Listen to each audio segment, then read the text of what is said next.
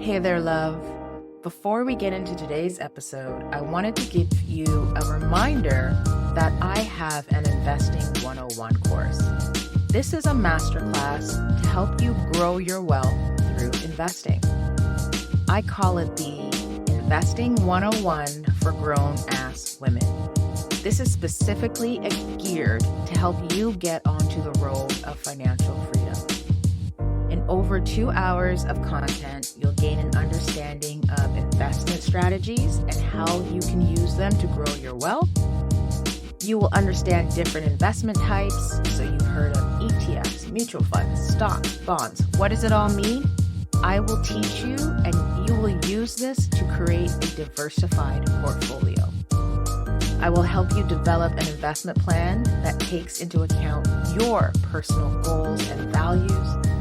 And then I'll also help you assess what investment platform you want to use so that you can make a more informed decision based on your personal financial situation and goals. Of course, this applies to you as well as your family. Not only is it 2 hours of content, but I will host office hours where you can ask your questions in advance, and I will answer them for you in community so that other folks can benefit from the answer. I will host these twice a month for 1 hour. You can submit your questions in advance. This will help you really tailor what you learn to your personal financial situation, because all wealth building is a personal exercise. So what are you waiting for? You can go to unbossedwealth.com. That's UNBOSSED wealth.com to sign up. Hey love, this is Leanne Hanaway, money coach, wealth educator, and chartered professional accountant. You are listening to the No Boss of Me podcast. This show helps women heal their relationship with money so that they can make, manage, and invest their money to invite more time, more freedom, and more abundance into their lives. Every episode, we will provide context and discuss strategies to build generational wealth by centering the experiences of Black women. Without further ado, let's get into it. Welcome to today's episode, and in this episode, I am talking to a lawyer. That's right, I'm talking to a lawyer, not arguing with a lawyer, but having a lawyer really explain estate planning, wills and trust, all that end-of-life stuff that when it comes to money and wealth, sometimes it's really difficult to talk about. And I'm joined today by Raphael Tachie, who is a partner and head of Gowling WLG's Private Client Services Group in Vancouver. Raphael's practice is primarily focused on providing strategic legal advice to high net worth clients and financial institutions across all areas of estates and trust law. He's also an active member in the legal community. Raphael is the current president of the Canadian Association of Black Lawyers, sometimes abbreviated CABLE, and has been a member of several committees of the Canadian Bar Association and the Canadian Corporate Counsel Association. He also sits on the editorial board of the Canadian Lawyer magazine. That sounds pretty interesting that he deals with high net worth individuals. But what you'll learn is a little bit more of his story. He is an immigrant. He came to Canada as a young teenager. And a lot of his work in the legal community is framed by his experiences as a Black man, an immigrant from the African continent, where there are very different ideas of what wealth is, what family is, that can really impact the passing on of wealth. I'm really happy to have this conversation. It was really inspired by Amanda Seeley's conversation that she had using the U.S. context when it comes to estate planning. And from that conversation, and I know you'll gather from this conversation, is that this is not just for high net worth individuals. individuals. This is a conversation where I need you to sit up and listen to, because it could really change the way you frame what wealth means to you and the wealth that you want to pass on, or not, to your family and other dependents. So I am super excited because I am here to talk to Raphael Tachie. He is a partner in private client services at Gowling WLG, and he's here to talk about his knowledge about estate planning. And, for me, Raphael, honestly, when I think about estate planning, like I can't imagine, in kindergarten when they're like, hey, like, what do you want to be when you grow up? I don't think many like 5, 6 year olds think estate planning or an estate lawyer is going to be on that list. Can you tell me a little bit about how you became to be an estate lawyer? Yeah, I'm happy to do that. You're right. I didn't put my hand up to be an estates lawyer either. But for me, I think it's funny. I got into when I was trying to figure out whether I should go to law school. Initially, being a black man in BC, didn't and I'd not seen people like me in law. I didn't think it was the path for me. And then I saw a classmate of mine studying for the LSAT that I knew I was doing better than in terms of grades. And so um, it just when I saw her studying for it and we had a chat, I remember that, when I came to Canada, I I think I was 13 and I had a basement suite to myself and I would stay up late night watching LA Law and Matlock and all these things. So it really reminded me that I had an interest in law, but if the shows, if anyone that's listening knows any of the shows I've just mentioned, they don't do estates there either. No, no. You go to court and he's yell, I object, and you pull the surprise witness, and he saved the day. So I You went into can't law school. handle the truth. You can't Ex handle the truth. exactly. So I thought I went to law school with that idea in mind, but after finishing law school, I had an opportunity to summer an article at a firm. And when they were bringing me back, they put me in the States because I think they couldn't find a place for me, but they wanted to keep me. So they put me into a state, and in my first client meeting, I went with this senior lawyer to go meet just somebody else, maybe 56 years old, a really wealthy lady, and she was talking about, I think she had one child, but she wanted to give a lot of her assets away and all these things. And just by the conversation we were having, I thought this is exactly what I want to do. Uh, what what law is this where you can just walk into someone's office, someone's home, and in 15 minutes, they're telling you about their kids, why they don't want their kids to inherit everything, why they want to give away a lot of their what they've built to charity, what charities they cared about, how they wanted to do it. I thought this is something that I'm good at. I like conversations. I like connecting. Um, I see law more as a tool. It's not really and so once you realize that, okay, this is the area of law that you want, then you have to get comfortable with talking about death and marriage breakdowns and things like that. But to me, I see it as a problem solver. Right? You're finding a way to help people solve problems that are inevitable. We're all going to die. We all have to pay taxes. A lot of us, by the statistics, are going to go through marriage breakdowns at some point. And so to me, it is what great job, right? To walk into a room, find somebody that generally wants to do something good, and then help them figure out how to do it. Yeah. And like the tools that you're talking about, I tend to bucket like estate planning with, the tools of like wills, powers attorneys, and trusts.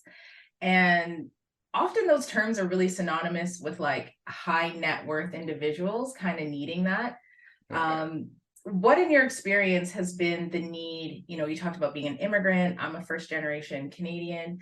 Like, do I really need to know about this stuff? Like, if I don't consider myself to be like a high net worth individual, but just, part of my family. Yeah, we all do. And it's so I don't even just talk wills. I think the concept of wills, because it's popular, dominates the conversation around estate planning. What let's take a step back and talk about what is an estate plan. An estate plan is if something happens to me, whether I'm still alive, but I just can't do the things I used to do. So I can't go to work. I can't, make sure my bills are paid, but I'm still alive. Or I've died and I have young kids. who is going to step in to manage those things for me? You don't need to be rich to fall into that. It is all a circumstance of being alive. We are all going to go through it at some stage. And so for me, estate planning isn't wills, isn't when you're, it's a big component of what applies when you die, but really thinking about if I can't take care of myself, if I can't say yes to a treatment at the hospital, if I can't make sure that my kids have somebody to look after them while they're young and something happens to me, how do I do that? We all need one. We all need a plan.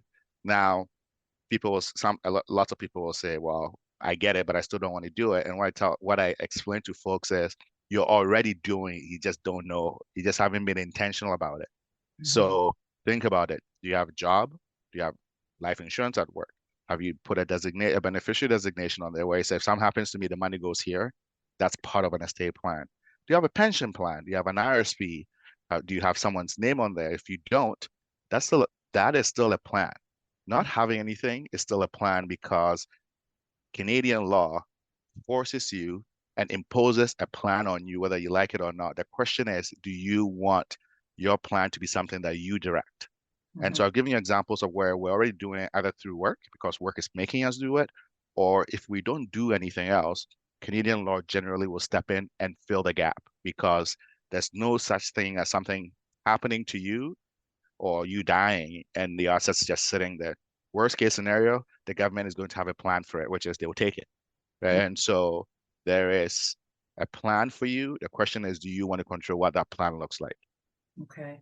And speaking of like the default plan, if we can call that, like what Canadian law talks about in particular for, in the realm of estate planning and wealth management, they have a concept of maybe through their historical context of how they've come up with who wealth should be transferred to. Can you talk a little bit about that and maybe like the concept of like, passing things to your spouse, your children versus maybe how as immigrants, our concepts of family could be defined a little bit differently. Yeah, you're hitting on my passion and why, I think 13 or 14 years later, I'm still doing this work. And I think I am doing it at a level that other people aren't. And that's because I personalize estate planning. I look at myself and I say, what about me makes this area of law impactful? And the people like me. And so I'm an immigrant, you're first generation Canadian. We talked about that. That means you have connections somewhere else.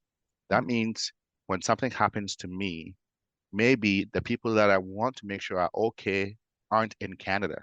So do you have a parent that lives somewhere else? You have a child that lives somewhere else.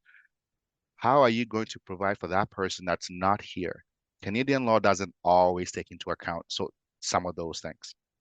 Two is embedded in estates law is property law, which is how do you own something? How you own something determines how you give it away. That also means that how you own something shapes the ability of people around you to benefit from how you own it. Canadian law has particular concepts of what family is and who you have a moral or legal obligation to benefit. That might be different. So if you come from a community where you have a big concept of extended family, Canadian law doesn't always still don't treat families like that generally, right? It is your nuclear family, it's your spouse, your kids. Mhm. Now think about I'm an Karen from the Ashanti region of Ghana, where there is a concept that is a saying, and I'm going to butcher it, and I apologize to any Ghanaian listening to this, but roughly it says, parents say, it's my job as a parent to look after you so that your teeth grows in. And then when you are old enough, you look after me for my teeth to fall out.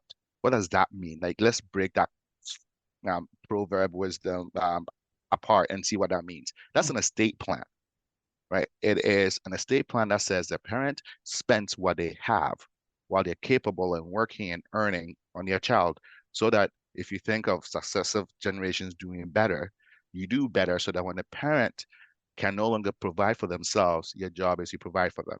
That concept doesn't exist in Canadian law. And so if as an individual, if I grew up with that ethos and feel like I have a responsibility to provide for my parents because they didn't save enough for pensions because they made sure I went to law school, or that they helped me buy a house. And so because of that, they don't have enough for their pension. All of these things are estate law and estate planning laws that Canadian law does not necessarily, on a default basis, take into account. We, as people of culture, or not, that's probably not the right phrasing, but immigrant cultures who have different concepts of property ownership, of obligations to family, of even the concept of family, we need to understand what the law is. The good thing about Canadian law is it's flexible. A lot of my work is taking the law and making it flexible and using it flexibly to apply to different contexts for different families, for different property styles of property ownership, for different ways of benefiting people. Um, that's roughly what I mean. Hopefully, I've taken you on a long journey, but hopefully that answers your question. No, no, it definitely answers my question. And I think it's really important that you are stressing that if you don't put these things in place, these things that we might think are for other folks or, high net worth, rich individuals, we could end up with a default that the Canadian government might not actually, Canadian law might not actually take into account how we perceive how the transfer of assets and property and wealth should really happen. And I, Well, sorry, to your point, I was just going to add to your point. There used to be an ad by Scotia Trust that says you're richer than you are. And I used to laugh at that ad till I started thinking of it from an estates law perspective, and I realized I don't feel rich while I'm alive because I'm paying out into a life insurance. I'm paying out to a retirement plan. I'm paying my bills. I'm paying my rent or mortgage. So I don't feel rich. But when you flip it around and you say, what if I'm not around? So I don't have the mortgage payments. I don't have the life insurance payments. I don't have all those things. I still have those assets. So sometimes I'm actually richer than I feel. I think the Scotia ad should have said, you're richer than you feel. Really, that's what it is. It's that our concept of what's wealth, Mhm. sometimes we replace it with cash flow, concepts of cash flow, concepts of luxury, when it really isn't. If you think about, do I have life insurance I pay into? Do I have retirement plan? It might not be massive, but it's there. Do I have a small house that I own? Maybe I still have a massive mortgage on it, but a piece of that equity is still mine. Those are all part of your net worth. And we don't always conceive of those things as being part of what our wealth is. I so I mean I encourage members of our community to conceive of different ways of thinking well, especially remove yourself from the picture and then see what's left over. Yeah, and I think even from my upbringing, so Trinidadian and Jamaican roots, but I'm born in Canada, first generation, I guess technically the Canadian government would say second generation. But I often have that same kind of saying, whereas it's like, as children of Caribbean parents, you are their retirement plan. You are part of their wealth, in not a monetary way and sometimes in a monetary way. And I often think about, what if in the off chance you were part of this culture, you are part of this culture where you are your parents' retirement plan and you were to predecease your parents. Like how would Canadian law kind of look at that? If Well, you were to die without having put some of these things in place. I'm not even going to get to law. I'm going to get to the financial piece of it because it's way important before you get to law. The law piece shapes how you direct money you already have. But a lot of us are part of what are called the sandwich generation, right? Which is our parents and our kids are going to live with us. When you think of if you're in that scenario, one is you got to financially you got to figure out how you're going to do that. But how the law impacts you when you don't plan for that is if you don't plan for that, there's no law that says your parents still gets to live in your house. Even let's assume you left the house, right? It might be that it goes to your spouse and your kids. Your spouse and your spouse might not have the same connection or feel the same sense of entitlement or obligation towards your parent. Maybe people don't get along with their in-laws, so it might be like, good riddance, I don't need to deal with you anymore, I know, I know. right? Like that's a real thing. That's definitely a real thing. Sometimes on So both sides. yeah. And then on top of that, even if they want to take care of each other, what proportions, how much does your parent that you left behind need? How much goes to your kid? How much goes to your spouse? It's it's a financial conversation, but once you have the conversation around proportions, you need to document that. You need to hold. I one of the Reagan used to say, trust but verify. It's one of those things where you trust the person you're with today, but when you're not in the picture, that's not the same person. Why? They've gone through grief, Mhm. right? There might be issues around funeral planning and all these things that bring up people are grieving. It brings up weird stuff that affect relationships. Two, your spouse may later on, out of heartbreak, go out and beat somebody else. And that person's voice is now in the conversation, Mhm. right? And so even if your spouse initially wanted to provide for your parent that you left behind, that spouse is going to have another person that might be just as important to them now that you're not there, whose voice also matters, Mhm. right? What if your kids need more, or your kids deplete certain assets faster, and your spouse is more feels more inclined to provide for them than your parent because your parents had a good life. They have to survive. What if they're going to get what do you call CPP, or you see, Oh, yeah. so it CPP, is. Canadian Pension Plan, and OAS, Exactly, right? So it's all being OAS. intentional around how do I set up my family that allows them to deal with what I leave behind, even at the moment when they're grieving and they might be going through some really hard things. What you're doing with an estate plan is taking a piece of the hardship off the table for them. You're solving that for them. Yeah. And I imagine that must be difficult because even when folks are alive, they don't want to talk about money. They don't want to talk about death. They don't want to talk about taxes. So I find it really interesting that, in your first conversation in this world, you were like, okay, this is what I want to talk about. And Yeah. Well, good, but I think at least I've come to appreciate, and hopefully I'm not overestimating myself, but I come to appreciate that I have a particular skill in this space, and that um, I have a particular way of connecting with people that says, let me get to know you, you get to know me. I share my life with my client that allows them to share with me. Then it's easy to transition to those things. And I don't start off with death, right? I start off with what happens if you got sick and you couldn't work? What Mhm. happens if you got sick and you needed to pay your bills? You Let's say you even have the cash in the bank account, but who's going to have access to the cash to make sure you pay? Let's hope that you recover and you come back. But you might be, say, out of commission for 6 months. Does that mean your mortgage doesn't get paid? Does that mean your car payments don't get made? All those things. So if you start with that conversation, that is something that most people are comfortable having. And it's something that reality is, as we get older, it becomes real more is realer to us, right? And so you start that and then you graduate to, well, what if you couldn't live on your own and somebody had to make a choice about where you lived? Who do you want to make that choice for you? What Mhm. if you need a treatment and the treatment was something that's against your religion? You're a Jehovah's Witness, for example, and you don't appreciate blood transfusion.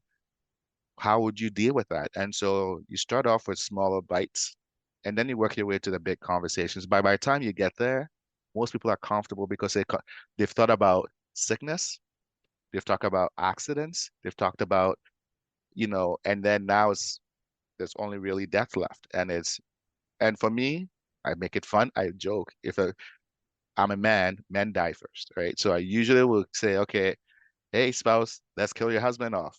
Now, you might be sad, but you're also 40 or 50 years old. You still have lots of life to live. What happens when he's not here, Mhm. Mhm. right? And so it's a hard conversation, but it can also be a really interesting conversation. My spouse and I were talking about our 2.5-year-old. What happens if we're not here? Mhm. Who would she live with?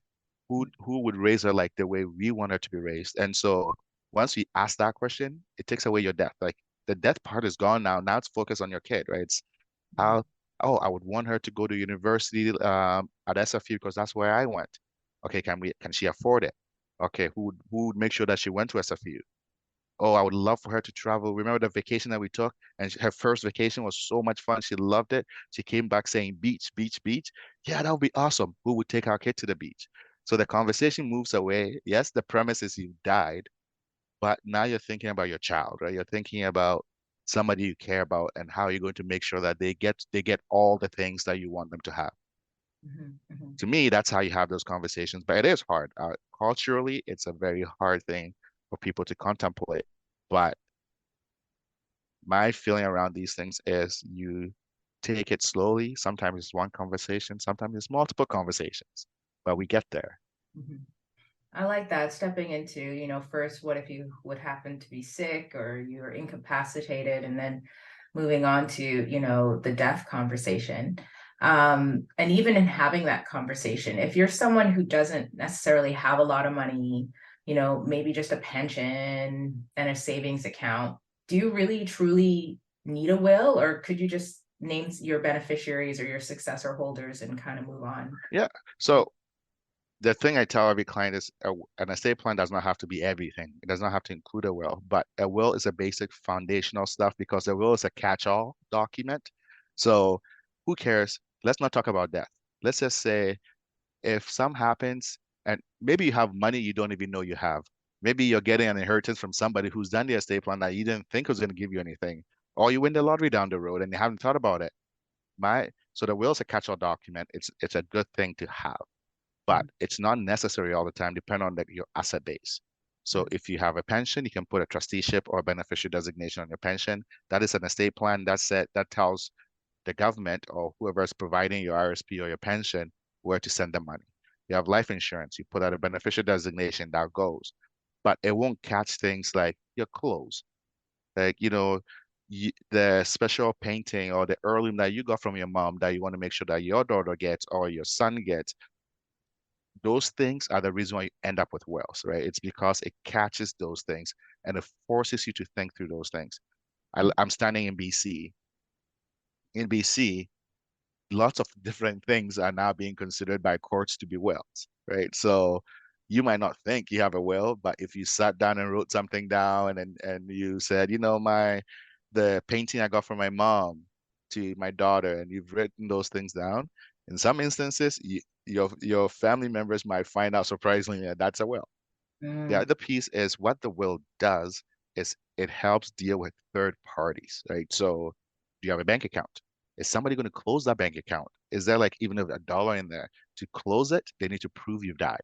They need a death certificate. If there's more than a dollar in there, you're going to need probate or something. And so that you need the will and you need certain documents to prove to deal with third parties. Everybody's online nowadays, right? You have your online presence. You have some people have go far, they have digital wallets that have crypto in them. You can go from zero to a bunch of stuff that you don't even conceive of as property, but exists. That mhm, when it happens, your pictures, who's mhm, going to go make sure either they close your accounts down or they collect the photos, they create a memorial for you, all of those things. You got to give the power to somebody to do it for you. mhm, So the will isn't, I haven't talked about a lot about money. I've talked about property. That is very different. Money is also property, but you have other properties. You have other things that you care about. Some people want to give their bodies away, right? Your body is a property. You want to donate your organs. You want to give your body to science. That is property that you have to make a plan for. How are mhm, you going to be buried? Do you prefer to, would you like to be buried? Do you want to be cremated? That is property you got to deal with if mhm. you care. Hi, love. I hope you've been enjoying this episode. I just wanted to take a little pause to remind you that you can sign up for the Investing for Grown Ass Women Masterclass. In over 2 hours, you will get on the road to building financial freedom. You'll gain an understanding of investment strategies, different investment types, develop an investment plan, and assess the investment platforms out there so that you can make an informed decision based on your personal financial situation and goals.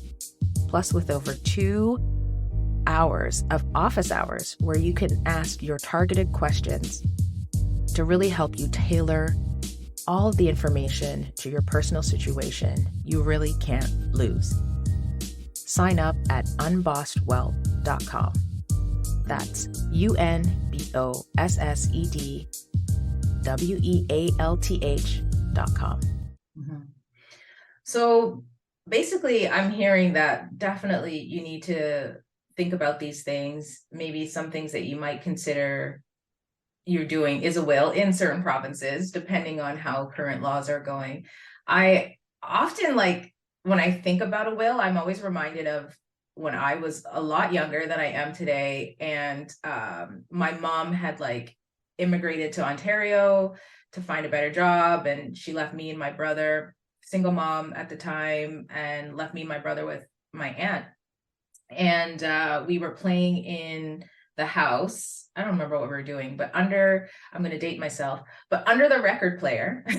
It was a 80s or 90s, well, at least 80s baby. Yeah, 80s baby. Yeah, definitely. And under the record player was my mom's will, it was like in an envelope. I have no idea how, like, what was inside, obviously, or how she made it. But really, like, having a mom, my dad's still alive, like, I guess there was also the need for those types of designations that you needed to put into the will. So some of the things that you were talking about before, estate plan and will, would it be different being a single parent, like a single caregiving parent? Well, it's the same thing, right? Your need is even just higher, right? So what and people always think, okay, this you've asked me a question, I'm going to answer the opposite question, not because I don't think your question's a good one, but I think most people actually, because they're in two-person relationship, always think they're protected because it's a survivor. Most single parents know if they're gone, their kids need help. No one's there, right? You're the person. But a lot of people take for granted that when you're in a two-person relationship, that's okay, and the person will be there. I can tell you, if I have a bank account in my own name and I died, my wife doesn't automatically get access to that bank account. The Mhm. bank is not going to let her. Yeah. But she has to go prove that one, I've died, that two, she's my wife, that three, she's the right person for the account. There's no joint owner on it or some. There's a lot that you have to go through. Now think about, again, somebody's grieving at that time and having to go through that process, Mhm. right? Second piece is, if I leave something for my child, it's not my partner doesn't automatically have the right to manage that. That's below a certain threshold you can, but above a certain threshold you can't. Ontario is $35,000. In BC, I believe it's 10,000. It might have gone up to 25. I have to confirm that. But if it's below that, yes, a parent will manage it. But if it's not, the parent, even though you're a parent, you're not automatically the person that looks after your child's money, Mhm. right? And so now, if you apply that to a single parent household, you don't even have anybody that thinks they're going to be able to do that. And so it becomes very, very important that you actually put something in place to cover those things. My feeling around these things is we're most people make the mistake, and you and I are doing the same thing. We're talking about death. Let's talk incapacity. Like, that's worse because you're still alive. You just can't do for yourself. Mhm. Right? And to me, that is the biggest reason why, if you're a single individual, you need, because what if you can't get up? Mhm. And that's a power of attorney, right? That would be. Yes, so that's a power of attorney. Depending on what province you're in, there's different names, but really generally, to manage someone's financial affairs and property, you need a power of attorney. Some provinces they'll say power of attorney for property. Other provinces is just power of attorney. Then you need something for healthcare and personal care decisions. Those two things aren't the same. So the person that manages your money and your property, they have different responsibilities for you, towards you, right? When you appoint them. One, two is the person you appoint, you want to make sure is good with money and managing property. If they're not good with money, don't give them the responsibility for doing it, right? Yeah, The, this is not a the time other killer. piece, This is not a time yes, killer. exactly. And then the other piece is healthcare and personal care. In Ontario, it's called Ontario. Some of the Atlantic provinces use the language around power of attorney for personal care. In BC, we call it healthcare representation agreement. In in some provinces, they do things like live-in wills, advanced care directives, all those things. But fundamentally, what you want is a document that appoints somebody that will make the decisions that you would make for yourself. They get to decide where you live, with whom you live, your healthcare treatments. What kind of treatments are they going to say yes to? What are they going to say no? When do they think you've had enough and that we should let you should go in peace and rest, Mhm. right? Those are all decisions. And it doesn't have to be the same person. It doesn't have to be the person that loves you the most, Mhm. right? So I always make this analogy. I love my mom dearly. I know my mom loves me to death. I know that, right? But I also know my mom is not the person I'll ask in the moment where I'm in the hospital and the doctor said, Raphael's not going to come back and be okay. because I know my mom will wait for a miracle. I know this. She's gonna I be lighting the candles, praying to she the oh she would be ancestors, praying, get the prayer right? circle going. That's not my wish, right? My wish is if I'm not coming back, I don't want to live in pain. I don't want to live like a vegetable. I want to let me go. Yeah. Now, ultimately, and so what I can't pick the person I think loves me the most, right? I have to pick the person that will make the choice that I would make, Mm, right? That's the example. But if you don't think through these documents, if you don't go through these conversations, you don't know. mhm. Lots of parents said, I want my kids to manage my money. All my three kids. What if they don't get along, Ooh, yeah, right? yeah, What if, what if one wants to keep you alive, but the other one doesn't because mom wouldn't want to live in so much pain, yeah, right? You, if you don't do these things, the default rules apply. And sometimes what you're doing is actually causing yourself a lot of problems because your bills don't get paid, your treatment doesn't get done, and then the doctor might just initiate something because no one can agree, right? You've caused a mess. So this is all, you're still alive. You're not dead yet, right? So to me, that is the piece. As we get older, a lot of us become victims of fraud. yeah, COVID was a great example of a lot of elderly people becoming victims of financial abuse and fraud because they were getting calls from random people saying, "Hey, Mr. and Mrs. Thing, your child is or your grandkid is in trouble here. You need to send us $10,000." yeah. If you don't have somebody in place who you can call on to say, "Hey, check with the bank," or "I'm going to check on my parents' finances to make sure they're not sending money to China or Nigeria," or the Nigerians are going to get mad at me. But if you're from Nigeria and you're sending money to Nigeria, that's probably okay. If you're not from there and you're sending money to Nigeria to for other reasons, there's a problem, Mhm, right? And so all of these things, a lot of my work comes from the children of my clients, right? mhm. It's the children that have become aware that their parent is getting into trouble or is starting to decline, and then they're saying we need to put something in place. Yeah. I mean, I do want to explore a little bit about, siblings, but before we go there, I think a lot of people are probably thinking now they need to have these things in place, a power of attorney, will, even just like your wishes for Yeah. your burial, and I think industry has recognized that as well too. And we've seen kind of a rise of all these automated platforms, put in a couple's keystrokes and you can have these documents with a lot of ease. Why would you say this is something to be cautious about? So let me be clear. Those platforms are better than zero, right? So what I'm about to say, I'm about to point out a bunch of problems, but I will start off by saying if you have nothing in place, that is better than nothing. So let's start there. Now, if you can afford it, um, cost is an important piece. If you can afford it, what you want is you want to talk to somebody that's going to ask you probing questions, right? So I'd give you an example of, let's take Raphael for an example. Raphael has his family in Canada, but he has family in Ghana. The online platform isn't going to think through what it means for me to have family in Ghana and how I'm going to provide for those people in Ghana, you see? And so the online platform has lots of great abilities, but it's not, most of the time, it tries to do something that is there's categories of people, right? So there might be single person with no child, a single mother with one child, couple with two kids. What if you're a blended family and you have different levels of assets? You Mhm. see, and so a lot of these platforms are fantastic tools. I'm not knocking them. I do a lot of work with some of those platforms. But what I tell people is if you can afford it and if your situation is complex, you want to talk to somebody that is going to be one, slow down and ask you questions, two, take into account your personal circumstances, and then come up with a solution that fits you, Mhm. right? That to me is the big difference. But if you have nothing, please go on there, like pay the $100 or whatever it is and put something in place. It's better to have that than nothing at all.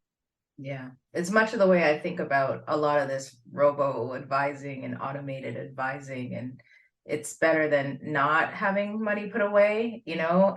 But sometimes, yeah, it could be very personal how you want to accumulate wealth and disperse wealth and for you, you know. So that's a really, really great point to raise. I tell people this in my 20s, those platforms would have been perfect, right?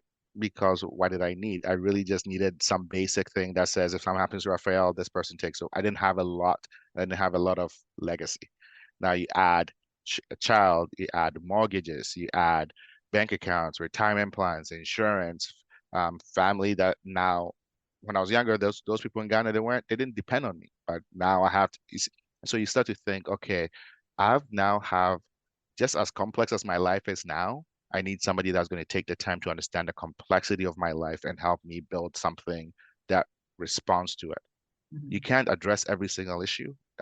It's impossible, but you can address the big things. And that to me, that's when, if you can afford it, that's when you're looking for personalized advice to you.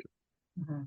Like speaking of the complexity of life, you know, we've seen home prices go really crazy. There's more proliferation of people working from home. And we've also seen a lot of families whose siblings, like you might have a sibling who still lives at home, you know, or a family member who's returned to the home, you know, from adulthood, they've decided to like return to the family home. Maybe it's to help out the parent or parents in their older age, you know. But at the same time, I always feel like the house is that asset that you want to pass on to all of the kids, you know. What would happen in the case where, you know, you have that family asset being the family home, but there's multiple siblings who are in different stages of their lives, and maybe even different stages of what a parent might consider they need, should they pass on. So the answer, that's a great question. The answer depends on where you live and which province you live in. There's slightly different impacts and laws around these things. But it's the same again. The reason why, as a community, we talk through this, right? We figure out how do we use a law to benefit us when it doesn't address our needs carefully. So let me give you an example. I'll give you two examples. Let's use Ontario as an example, where you have let's say a parent with three kids, two of them are out of the house, independent, but you have a child that's in the home and is dependent on parents for their living. Ontario has an act that's called Dependent Reliefs Act, right? Which means it doesn't matter how old the person is, if they're dependent on the person that died, that person has to provide for them. So you might assume as siblings that the house gets divided equally, but if your parent has a child at home that's dependent on them for a place to live, they have to address that, or it doesn't get divided the way you think it's going to be.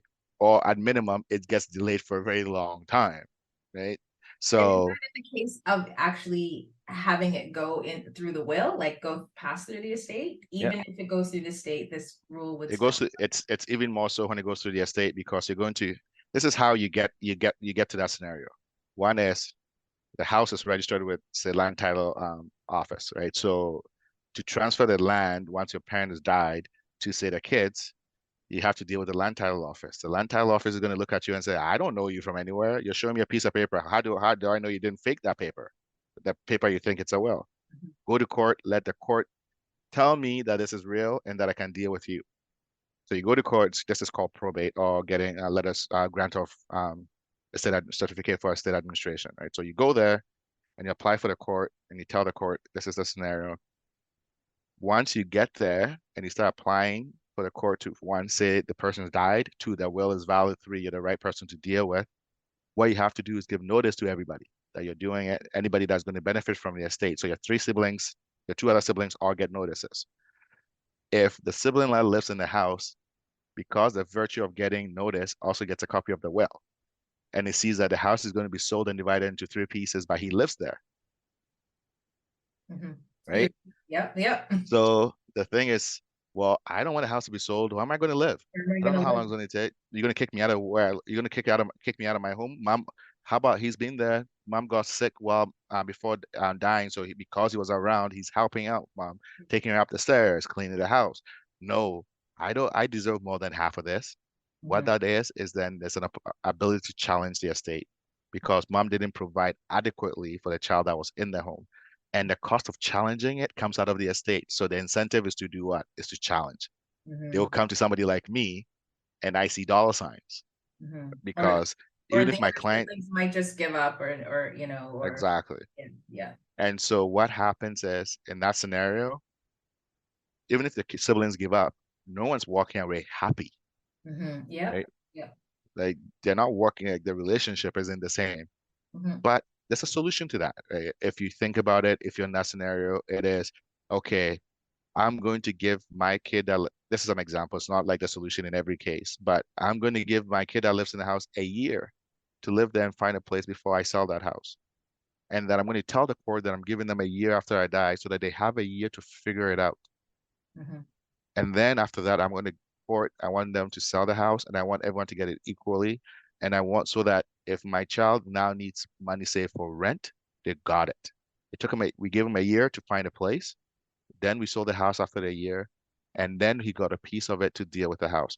So the solution ends up the same thing, right? Everybody gets their equal share, but just by thinking through how you're going to, when you're going to sell the house, how you're going to sell the house, who gets what, you address some of those issues, Mm-hmm. right?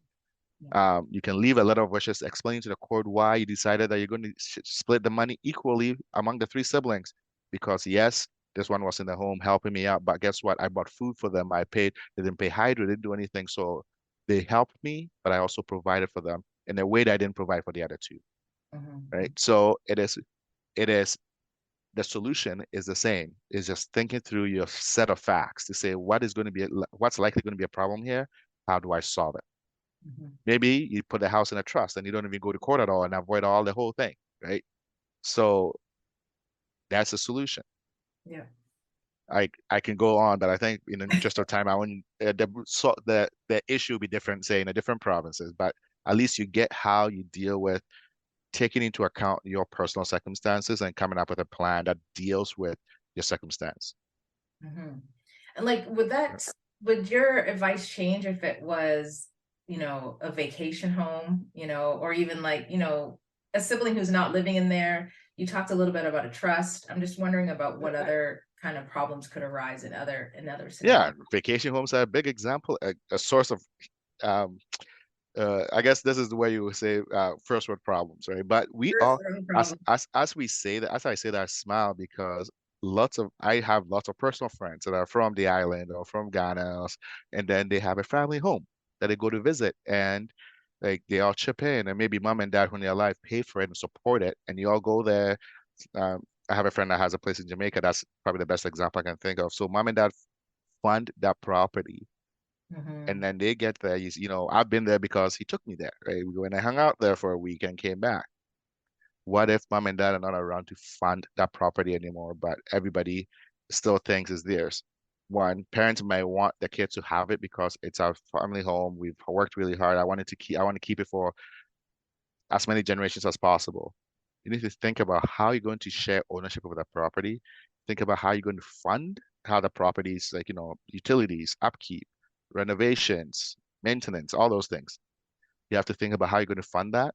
And then you're going to think about it can get down to how you divide weeks where you spend time there, right? It will be like rotationally, you spend time there. If you're spending time there, you're responsible for A, B, C. Now, let's think about it. This is the generation right after mom and dad. How about when we get to the level of grandkids and great grandkids? You will likely have more and more people. You need to think about how ownership will be split. How are you going to record who owns that property? All those things. So I'm not telling you the tools that we use it, but I'm giving you the issues that you have to think through. And that's why you need to talk to a lawyer.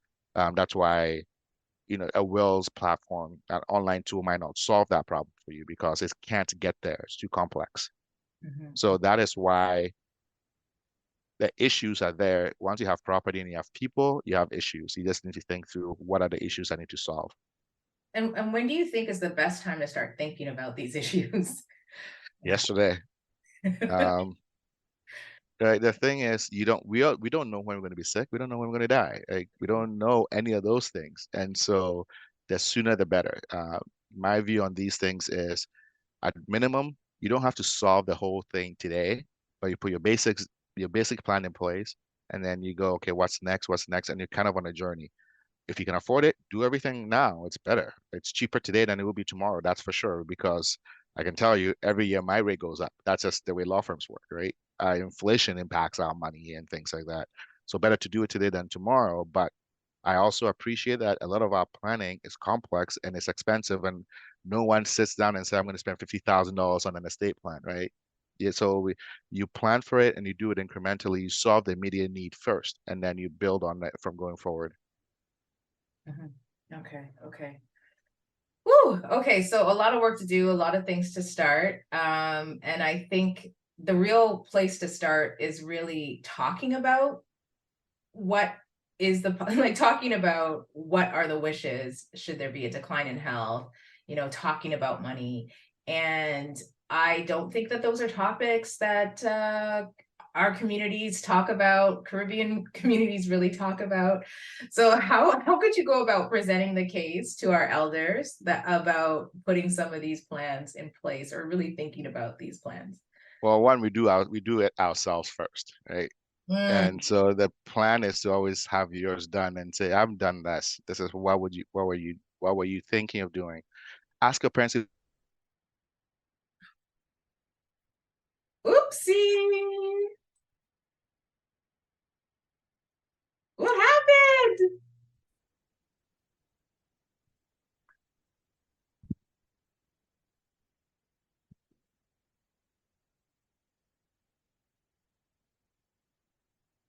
You good? Yeah, Okay. So I'm just really wondering, how can we present the case to have these conversations with our elders? I think first we do it ourselves. It's a lot easier to say I've done it, and you should, and it's not that intimidating. Two is COVID has actually presented a lot of opportunities. I I have two estate plans that are on the go right now, where it's driven by the kids. One was dad started meeting people online, and so the kids got concerned about who he's meeting, who he's talking to, what might happen, and so they wanted him to talk to somebody like me to say, we we know you're lonely. We don't want you to stop trying to meet people, but we also want to make sure you're safe. So let's put something in place where we can see into what's happening and we can help you when you need it. And that actually, once he understood what it was for and that he still maintained control, it's just that the kids could be around to help him, was a lot easier. Some conversations are harder, right? I always offer clients, if you sometimes a different voice matters. And so I've had conversations where I was part of a conversation where the kids brought me in to say, we are getting nowhere. We just want him to listen and get a sense of why this might be a good thing for him to think about, and then we'll go from there.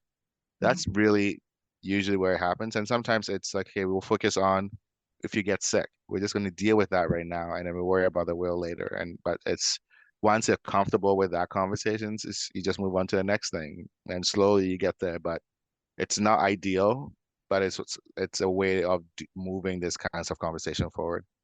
Mhm. And fortunately, for a lot of people, as we get older, we confront our mortality more viscerally, and so sometimes it's a lot easier to get parents to think about it.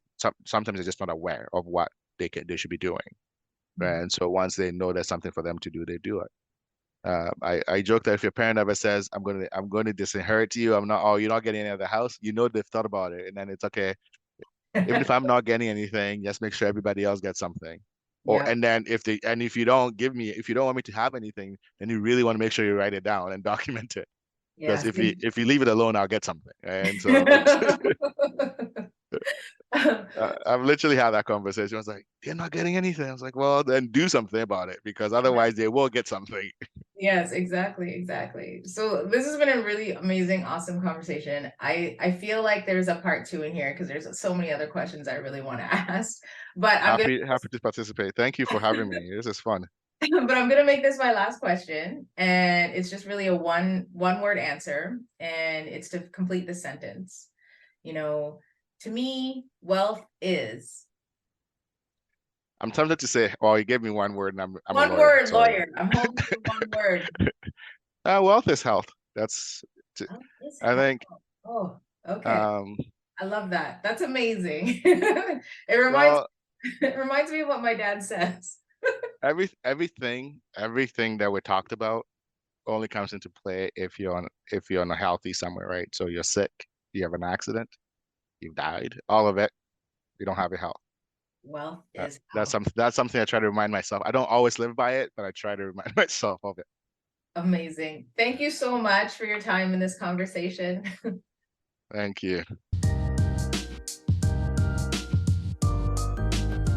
This has been another episode of the No Boss of Me podcast. I'm Leanne Hanaway, money coach, wealth educator, and chartered professional accountant. If you have feedback on today's episode, don't forget to rate us and review us wherever you get your podcast. You can also DM us on Instagram at No Boss of Me. We'd love to hear from you. Please join us again next time for more on investing to build wealth, navigating personal finance, and talking to women entrepreneurs who are changing our world with confidence. Thanks for listening.